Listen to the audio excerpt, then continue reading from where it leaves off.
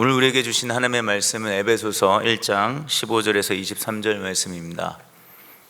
에베소서 1장 15절에서 23절 말씀, 저와 여러분들이 교독하도록 하겠습니다. 15절 말씀 제가 먼저 읽습니다.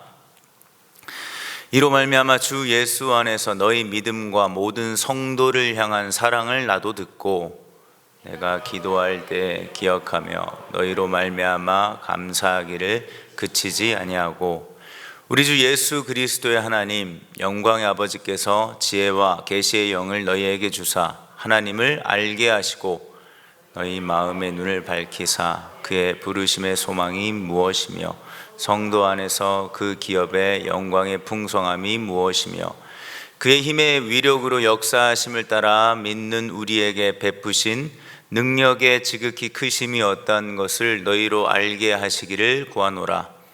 그의 능력이 그리스도 안에서 역사하사 죽은 자들 가운데서 다시 살리시고 하늘에서 자기의 오른편에 앉히사 모든 통치와 권세와 능력과 주권과 이 세상뿐 아니라 오는 세상에 일컫는 모든 이름 위에 뛰어나게 하시고 또 만물을 그의 발 아래에 복종하게 하시고 그를 만물 위에 교회의 머리로.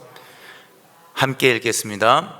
교회는 그의 몸이니 만물 안에서 만물을 충만하게 하시는 이의 충만함이니라. 아멘. 오늘 말씀 제목이 뭐죠? 마음의 눈이 밝아지면, 이 제목으로 우리가 오늘 이 에베소서 본문을 좀 살펴봤으면 좋겠는데요. 오늘 말씀은 에베소에 있는 성도들을 위한 바울의 기도 내용이고 기도 제목입니다.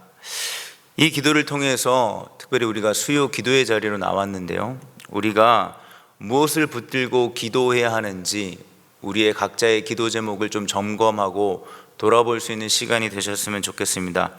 15절 16절에 보시면 바울은 먼저 감사 기도로 시작을 합니다. 그 감사가 어떤 내용이었습니까? 에베소 교인들의 믿음과 사랑에 대한 감사였습니다.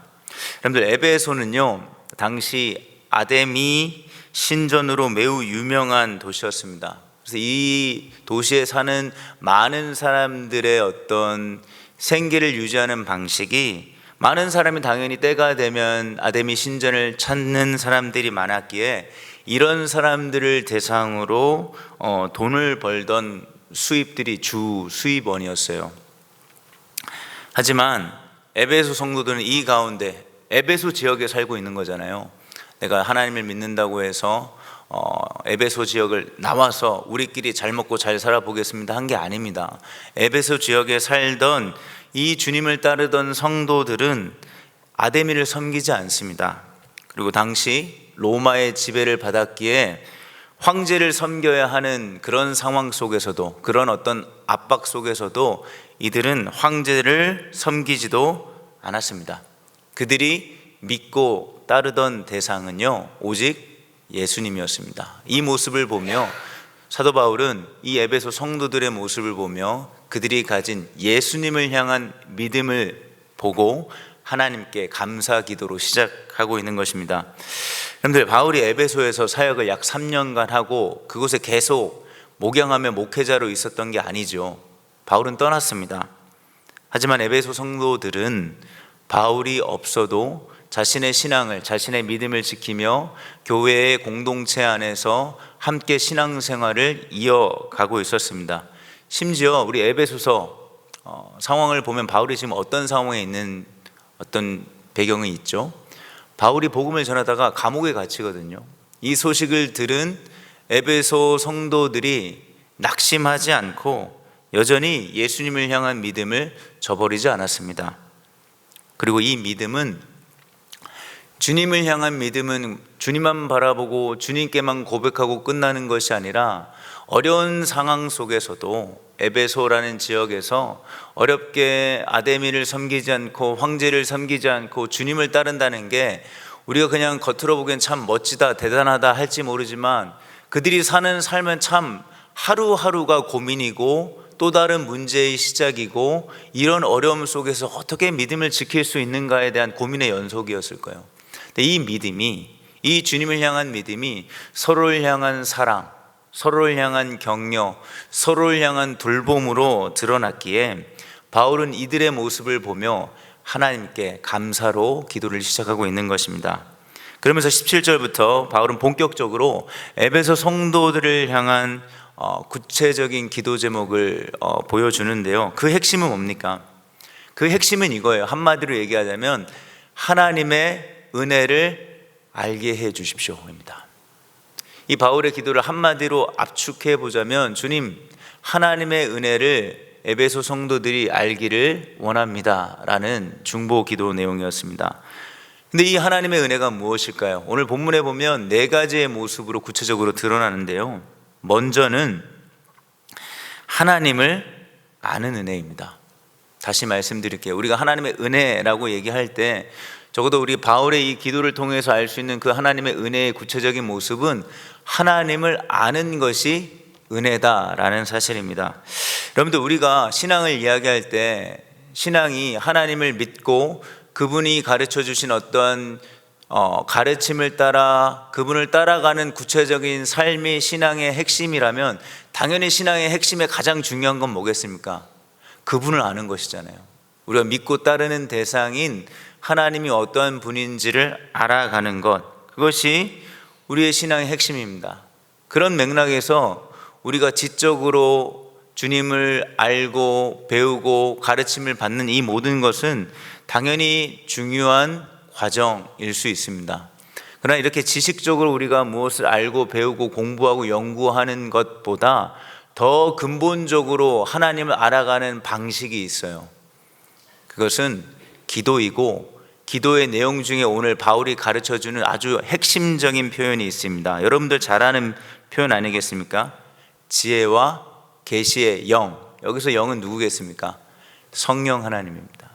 우리의 지식을 넘어, 우리의 어떤 경험을 넘어, 우리가 가지고 있는 우리 안에 있는 어떤 지적 능력을 넘어 우리가 하나님을 알아가는 것이 신앙의 가장 중요한 핵심이라고 얘기할 때, 그 아는 것에 있어서 가장 키워드는 내 능력이 아니라는 거예요.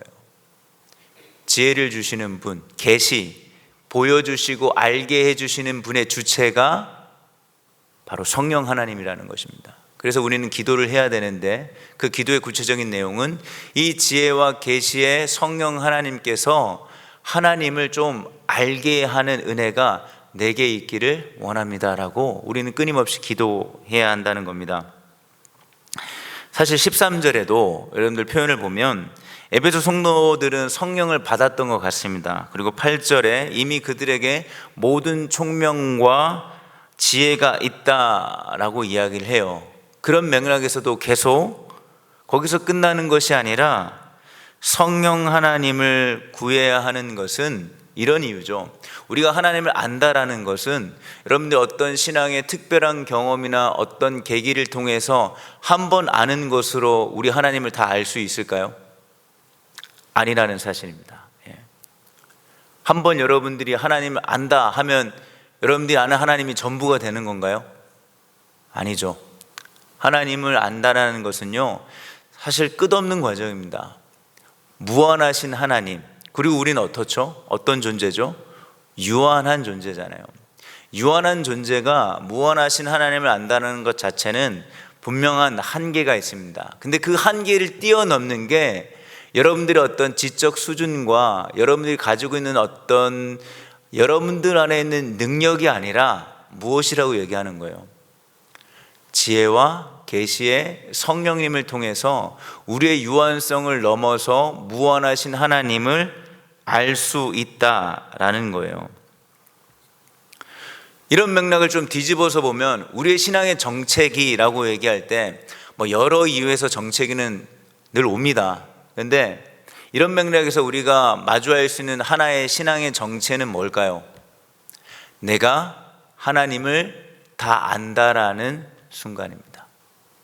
내가 어느 순간부터 대놓고 여러분들 그렇게 고백하거나 이야기는 하진 않겠지만 실제적으로 여러분들의 삶을 돌아봤을 때 여러분들의 말과 행동과 여러분들이 살아가는 삶의 중심이 어느 순간부터 하나님을 다 아는 듯 살아갈 때 우리의 신앙의 정체기가 시작될 수도 있다는 것입니다.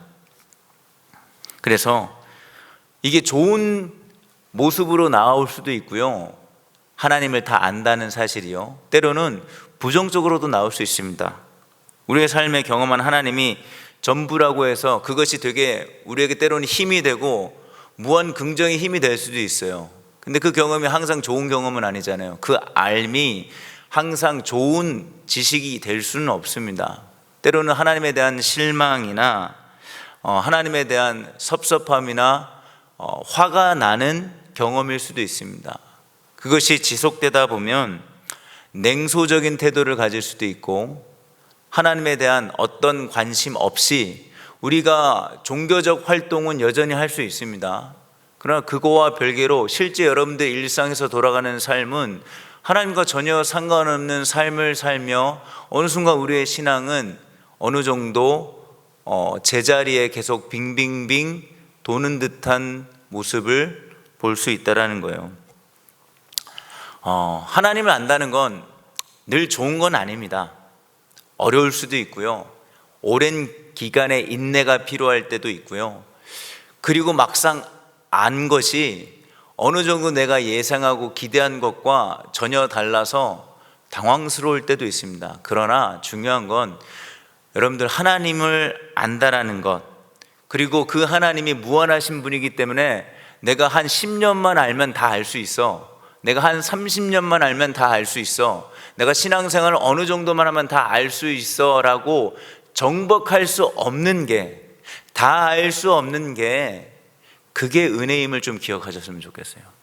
우리가 가진 것으로 우리가 믿고 따르는 대상을 100% 다 알 수 있다, 내 생각과 내 경험 안에 내 통제 아래 하나님을 가둘 수 있다, 이건 은혜가 아니죠. 더 이상 저와 여러분들이 그분을 믿고 따를 이유가 될 수 없습니다. 때로는 그분이 하시는 일들을 우리가 잘 알지 못하는, 그래서 믿음이 필요하고 인내가 필요하고 연단이 필요할 때를 마주할 때가 있지만, 그러나 은혜의 핵심은 뭐겠습니까?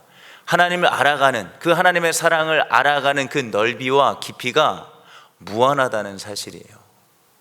사랑의 한계가 다 있다면, 우리가 하나님을 사랑한다고 할 때 그 사랑이 어느 정도 지나면 이제 내가 다 알 건 다 알았어 라는 수준이 된다면 우리가 계속 신앙생활을 할 이유가 있을까요? 그런데 하나님은 그러한 대상이 아니십니다. 무한하신 분, 그 넓이와 깊이가 우리의 생각으로 담아낼 수 없는, 우리의 생각보다, 우리의 경험보다, 언제나 우리의 판단보다 크신 하나님입니다. 그래서 우리의 삶은요, 하나님을 믿고 따르는 삶은 이제 내가 경험해 보니까 이런 거야, 너도 이렇게 살아가면 돼 라고 그냥 조언하고 훈수 둘 수 있는 어떤 근거로만 끝나는, 그냥 시시한 하나님이 아니라 날마다 새롭게 만날 수 있는, 우리 안에 새로움을 발견할 수 있는 기쁨이 있다는 사실을 오늘 말씀을 통해 다시 한번 확인할 수 있었으면 좋겠어요. 그래서 복음은 무엇이겠습니까? 오늘 이 자리에서 우리가 확인할 수 있는 하나님이 주시는 기쁜 소식, 오늘 이 자리에 누구도 하나님을 조금 더 알 수 있다는 사실입니다. 여기 다양한 연령의 계층의 분이 앉아 계세요. 제가 알기로는 30대부터 한 70대, 80대까지 있을 수 있죠. 근데 그 어느 연령대에 어떤 신앙의 경험을 했던 상관없이 복음은 오늘 여기에 앉아있는 누구라도 오늘 좀 더 누구를 더 알 수 있다? 하나님을 알 수 있다는 것, 이것이 기쁜 소식이라는 사실입니다. 제가 늘 복음의 소식을, 기쁜 내용을 얘기할 때마다 반응은 똑같은 것 같습니다. 별로 기뻐하시지 않아요. 놀랍습니다. 그런 부분에 있어서 우리는 하나님을 닮아 신실합니다. 근데 오늘 말씀을 통해 다시 한번 우리가 뭘 기뻐하고 우리가 왜 기도해야 하는 그 근본을 다시 좀 살펴봤으면 좋겠어요. 여러분들 기도하는 그 대상이 쉽게 정복할 수 없어서, 쉽게 다 알 수 없어서 어렵고 미지의 안개를 걷는 그런 애매모호함도 있지만, 다 알 수 없기에 다 알아가는, 오늘도 알아갈 수 있고 내일도 알아갈 수 있는 기쁨이 있다는 사실입니다. 그래서 오늘 이렇게 기도합시다. 주님, 내가 지금 겪는 모든 상황 속에서 그게 좋을 때든 슬플 때든 어려울 때든 어느 때든 간에 하나님을 더 알아가기를 소망합니다. 이것이 오늘 우리의 기도 제목이 됐으면 좋겠습니다. 두 번째, 오늘 바울의 기도를 통해 하나님의 구체적인 은혜를 살펴볼 수 있는 대목은 18절에 나오는 부르심의 소망입니다. 이 핵심은 뭐겠습니까? 우리가 어떤 것을 확인하고 어떤 것을 다시 한번 깨닫기를 원하면서 기도하는 거죠. 하나님이 저와 여러분들을 어떻게 하셨다고요? 부르셨다는 사실입니다. 우리가 기도하는 이유는 여기에 있습니다. 하나님이 나를 부르셨다는 사실을 확인하는 것. 뭘로 부르셨습니까? 하나님의 자녀로 부르셨고요. 죄로 인해 망가진 이 세상을 다시 회복시키는 이 일에 우리가 보통 청지기라고 표현을 하는데, 어쨌든 이 죄로 망가진 세상을 회복시키시는 이 일에 하나님 혼자 하시는 것이 아니라 하나님의 자녀들과 함께 하기 위해 저와 여러분들을 부르셨다는 사실입니다. 근데 이 부르심의 과정이 어떻죠? 여러분들 오디션 보고 이 자리에 오셨나요? 오디션에 그 치열한 경쟁을 뚫고 하나님의 자녀가 되셨고 청지기로서의 자격증을 받으신 건가요? 여러분들이 가진 어떤 능력이나 조건이나 자격으로 뽑힌 게 아닙니다. 태초 전부터 하나님께서 여러분들을 계획하시고 그 계획 속에 여러분들이 있으셨을 때 하나님은 태초 전부터 여러분들을 기뻐하셨습니다. 그리고 우리와 그분의 시간이 다르기 때문에 우리는 알 수 없지만 그분은 여러분들을 만나기 위해, 저와 여러분들을 만나기 위해 기다리셨고 어떤 상황에도 우리를 사랑하시고 함께 하시기 위해 우리를 어떻게 하신 거예요? 부르신 거예요. 그 부르심의 소망은 1차적으로 부르심을 받는 우리에게 있는 게 아니에요. 부르시는 자가 여러분들을 향해 얼마나 큰 기대와 기쁨과 소망을 가지고 계신지를 좀 아셨으면 좋겠습니다. 이것을 아는 것, 이것을 알기 위해 우리가 해야 되는 게 뭡니까? 기도라는 거예요, 여러분들. 나를 하나님께서 어떤 마음으로, 어떤 태도로 하나님께서 부르셨는지를, 여러분들 그 마음을 아는 것에서부터 하나님의 은혜가 시작된다고요. 문제는 뭐죠? 우리의 삶의 무게가 만만치가 않습니다. 무겁고 지치고 힘듭니다. 이것들을 그냥 천천히 내가 감당할 수 있는 수준에서 아주 친절하게 순서적으로 차례차례 다가오면 어느 정도 감당하겠는데, 인생이 그렇지 않죠. 한꺼번에 갑자기 밀려옵니다. 그러다 보면 이 부르셨다라는 이 하나님의 부르심, 하나님이 어떤 마음으로 나를 부르신 것에 대한 그 마음을 잊어버립니다. 그래서 바울이 오늘 말씀의 제목이기도 하고 오늘 이 기도 안에 계속 반복되는 이야기이기도 합니다. 뭘 위해 기도합니까? 마음의 눈을 밝혀달라고 기도하는 거예요. 18절에 너희 마음의 눈을 밝히사라고 나오는 이 밝힌다는 이 동사는요, 과거형으로 한 번만 밝혀지면 끝나는 게 아니에요. 그때 이후로부터는 계속 밝아져서 여러분들이 어떤 상황 속에서도 흔들림 없이 간다라는 게 아닙니다. 문법적으로는 현재 완료거든요. 계속 밝혀져야 돼요. 우리가 사는 한, 마지막 그날까지 이 땅 가운데 살아가는 한 계속 밝혀져야 한다는 거예요. 뒤집어 보면, 살다 보면 어두워질 때가 있다는 사실이죠.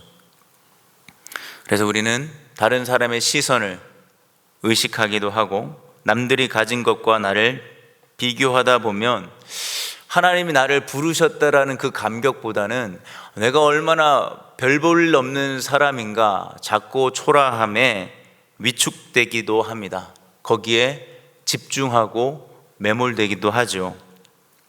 그럴 때 우리가 계속 기도해야 하는 이 기도 제목입니다.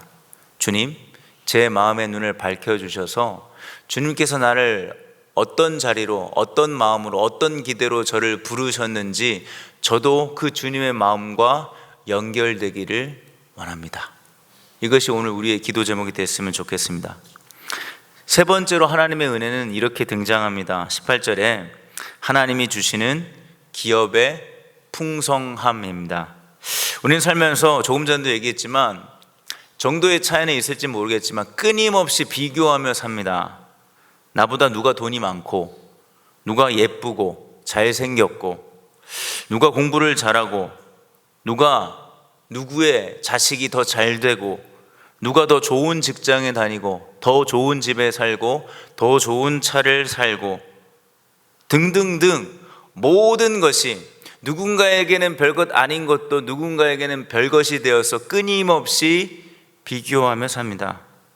그래서 좀 더 나은 날을 우리가 꿈꾸며 기대하며 노력하고 애쓰지만 사실 한계를 경험할 때가 많죠. 그리고 그 한계 속에서 우리는 실망하거나 좌절합니다.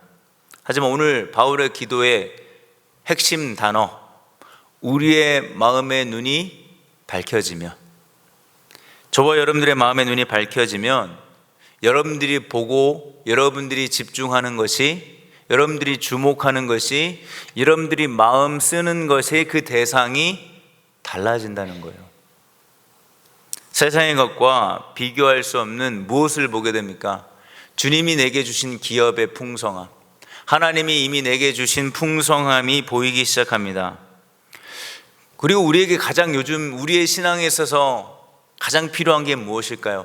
그 주님이 주시는 풍성함 가운데 우리가 누려야 할 여유입니다. 여유. 우리가 만들 수 있는 게 아니에요. 더 가지거나 더 이루어서 생기는 것도 아닙니다. 그 신기루죠. 착각이죠. 심지어 이걸 알면서도 우리는 이것을 놓치지 못하고 있어요. 불안하니까. 근데 우리가 그 가질 것이 마음의 눈이 밝혀져서 이미 하나님께서 내게 주신 것, 계속 주시고 있는 풍성함이 더 큰 것을 알게 되고 보게 될 때, 그때 생기는 진짜 여유, 우리는 그 여유 안에서 우리의 어떤 상황 속에서도, 여러분들의 일상 속에서, 그곳에서 하나님이 주시는 기쁨과 만족과 자유를 누릴 수 있게 되는 거예요. 그래서 우리는 이것을 뭐라고 얘기합니까? 하나님의 은혜다라고 고백할 수 있는 것이에요. 마지막으로 하나님의 은혜는 뭘로 드러납니까? 19절에 하나님의 능력의 크심입니다. 인정하기 싫지만 저나 여러분들이나 능력이 작습니다. 누군가에게는 여러분들이 그 능력을 자랑할 수 있을지 모르겠어요. 내가 너보단 낫지 라고 할 수 있을지 모르겠습니다. 근데 슬픈 건 나보다 항상 능력이 많은 사람은 너무 많아요. 너무 많습니다. 한두 명 있으면 한두 명 말고 다수의 나보다 능력 없는 사람들을 보면 위로라도 받겠지만 그렇지 않습니다. 많습니다. 그들 앞에서 나는 또다시 한없이 작고 초라해지는 것이죠. 다시 우리가 반복되는 고백이지만, 그러나 바울의 기도가 우리의 기도가 될 때 어떤 기도입니까? 주님, 내 마음의 눈이 밝아진다면 새로운 사실을 보게 되는 것이죠. 어떤 사실입니까? 내 능력으로만 내가 살아가는 것이 아니라 어떤 능력으로 사는 거죠? 하나님의 능력입니다. 그리고 바울은 이 하나님의 능력이 얼마나 크심을 알게 해달라고 지금 기도하고 있는 거잖아요. 그렇죠? 그러면서 20절에서 23절에 그 하나님의 능력이, 도대체 그 크신 능력이 무엇인지를 간략하게 고백하거든요. 그게 뭐죠? 하나님은, 그 하나님의 능력이 어떻게 드러납니까? 예수님을, 십자가에 죽으신 예수님을 살리십니다. 그리고 예수님을 하늘 보좌에 앉히시고 모든 만물 위에, 모든 이름 위에 뛰어난 이름을 주셨습니다. 그래서 이제는 뭐죠? 세상의 모든 것이 누구 아래에 있습니까?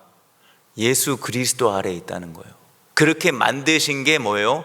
하나님의 능력이고, 이 능력이 얼마나 크심을 좀 깨닫는 것, 마음의 눈이 밝혀져서 이 능력의 크심을 우리가 아는 것, 그것이 은혜라고요. 세상에 아무리 커 보이는 그 대상이 뭐 돈이든 지식이든 학벌이든 수많은 이름의 업적이든 아무리 대단히 보이는 그 무엇이라도 그것이 다 누구 아래에 있습니까?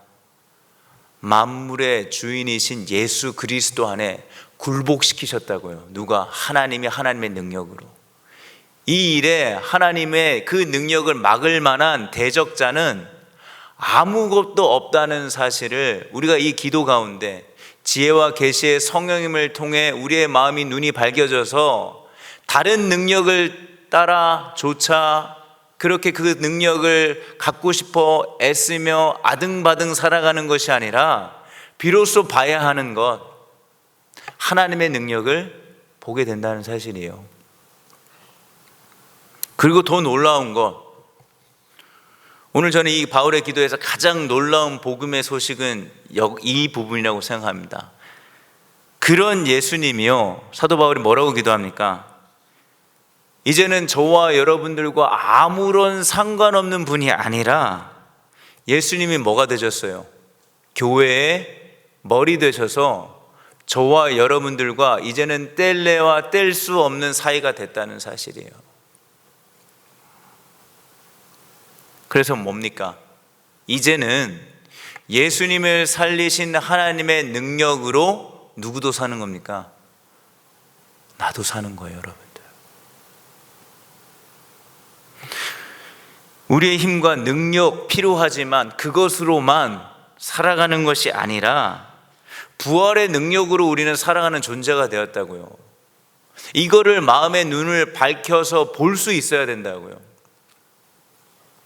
어두워질 때마다, 확신에서 의심이 생길 때마다, 흔들릴 때마다 우리가 붙잡아야 할 이 기도를 여러분들 잊지 않으셨으면 좋겠습니다. 지금 내 형편이 부족하다고, 우리가 아까 하나님께서 단순히 자녀로 부르심으로 끝나지 않았다 그랬잖아요. 이 세상을 다시 회복시키는 이 일에 저와 여러분들 동참하도록 초대하시고 계십니다. 근데 이 초대하실 때 우리의 능력에 우리가 좀 더 준비되고 우리가 좀 더 능력을 갖추면 해야 되는, 할 수 있는 게 아니라는 거예요. 계속 강조하지만 중요한 건 뭐죠? 더 능력을 갖추고 더 준비하고 지금 내가 겪고 있는 상황이 더 나아지면 할 수 있는 게 아니라 마음의 눈이 밝아지면, 마음의 눈이 밝아지면 하나님이 지금 나를 부르고 계신다는 사실을 알고 하나님의 그 크신 능력이 모든 세상에 대단한 것을 예수 그리스도 발 아래 굴복시킨 그 능력이 나와 함께 하신다는 것을 믿으면요, 보게 되면요, 깨닫게 되면요, 이제 저와 여러분들의 삶이 어떻게 변하는 겁니까? 수동적인 삶, 남들이, 세상이 말하는 대세에 따라 남들이 다 하니까 하고 안 하면 안 될 것 같아서 그래서 하는 삶이 아니라, 그래서 하루를 정말로 주체적으로 살아가는 것이 아니라 이리저리 질질 끌려다니는 삶이 아니라 능동적으로 우리가 하나님 안에서 무언가를 찾아내고 그것을 기대하고 그것을 기뻐할 수 있는 삶으로 살아갈 수 있게 됐다는 사실이에요. 이게 좀 더 갖추어지면, 좀 더 형편이 나아지면, 좀 더 능력을 갖추면 되는 게 아니라 바로 지금 성령 하나님께서 마음의 눈을 밝히면 오늘 당장에 가능한 경험이라고요. 이게 복음의 소식 아닙니까, 여러분? 역시 복음의 소식으로 받아들이기에는 뭔가 표정들이 어둡습니다. 어렵고. 이것이 복음의 소식이기에 여러분들 이걸 붙들고 기도해야 되는 거 아닙니까? 그런 기대를 다시 회복하셔서 이 수요 기도의 자리로 나가셔야 되는 거 아니에요? 이 일들을 하는 데 있어서 우리는 자꾸 보잘것 없습니다. 뭐 자꾸 남들과 비교해서 내가 조금 그래도 나는 수요 기도에도 왔어 하고 조금 뭐 이렇게 자랑이 뭐 스물스물 올라오실지 모르겠지만 그거 별거 아니에요. 도토리 키재기잖아요. 물론 그렇게 안 하시는 분들보다 훨씬 귀한 자리에 오신 건 맞습니다. 근데 여러분들의 그것 때문에 그것이 대단해서 하나님이 움직이시는 게 아니라고요. 이 일들을 하는 데 있어서 우리는 작심삼일이 될 수도 있고, 언제는 되게 잘하는 것 같지만 언제는 언제 그랬냐는 듯하게 너무나 무너져 있는 내 모습을 볼 때가 많습니다. 근데 이 일에 있어서 하나님의 능력의 크심이 시작부터 끝까지 저와 여러분들의 삶을 붙들고 계신다는 사실이에요. 그 신실하신 하나님, 그 일에 전능하신 하나님이 저와 여러분들의 삶을 붙들고 계시고 끊임없이 그 일에 여러분들을 자녀로, 청지기로 부르시고 있다고요. 사람은 여러분들의 모습을 보면 실망해서 친구였으면 떠날 거고 결혼했으면 아내가 있어서 더 이상 얘기하지는 않겠습니다. 근데 하나님은요, 100번 실망해도 101번째 기대하시는 분이라고요. 여러분들을 향한 기대, 여러분들을 향한 사랑이 변함없으시다고요. 그게 하나님의 능력이라니까요. 그 하나님의 사랑이 우리가 암만 경험하고 유추하고 머리를 굴러도 그 사랑의 넓이와 깊이는 알 수 없다고요. 그걸 알아가는 게 우리에겐 기쁨이고 그것을 알아가는 게 우리에게는 놀라운 은혜다 라고 에베소서는 우리에게 가르쳐주고 있습니다.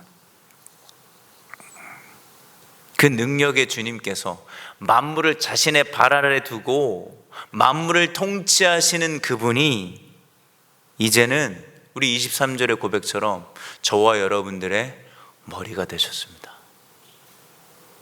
머리 되신 그분, 우리의 삶의 목자 되신 그분을 우리가 신뢰하며 이제 따라야 되지 않겠습니까? 그분은 이 일에 자신의 전능과 신실하심을 다 쏟아내실 것입니다. 어떤 거요? 교회는 만물을 충만하게 하시는 예수님의 충만함 그 자체다. 쉽게 말해 뭐죠? 교회를 충만하게 하는 일은 교인 수, 교인의 어떤 수준, 교회가 가지고 있는 어떤 인적 자원이 아니다. 나다. 내가 너희를 내 몸으로 부른 내가 너희를 항상 충만하게 할 것이다. 어떤 상황 속에서도.